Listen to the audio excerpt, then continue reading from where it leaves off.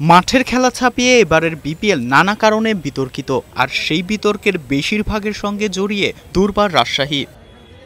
পারিশ্রমিক ইস্যু, চুক্তি অনুযায়ী অর্থ না পেয়ে খেলোয়াড়দের অনুশীলন ও বিদেশিদের ম্যাচ বয়কট, একাদশে বিদেশি ছাড়া খেলতে নামা, বারবার চেক বাউন্স, ম্যাচের দিন হোটেল বদল, একের পর এক বিতর্কে বিপিএল জুড়ে আলোচনায় ছিল প্রথমবারের মতো খেলতে আসা দুর্বার রাজশাহী। সর্বশেষ সেই তালিকায় যোগ হয়েছে স্পট ফিক্সিংয়ের অভিযোগ।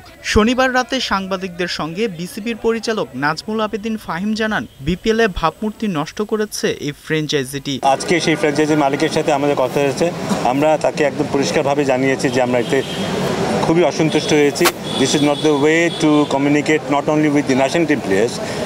আমাদের এখানে যে ধরনের খেলোয়াড়রা খেলে কারো সাথেই এই ধরনের আচরণ আমরা এইভাবে গ্রহণ করব না। এদিকে পারিশ্রমিক না পাওয়ায় এখনও দেশ ছাড়তে পারছে না রাজশাহী দলের অনেক বিদেশি ক্রিকেটার।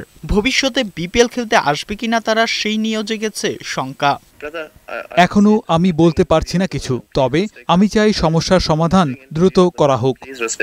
বিপিএল এর এবারের আসর নানা বিতর্কের জন্ম দিলেও বিসিবি বলছে পরবর্তী আসরগুলো আরও পরিকল্পিতভাবে আয়োজন করতে চায় তারা।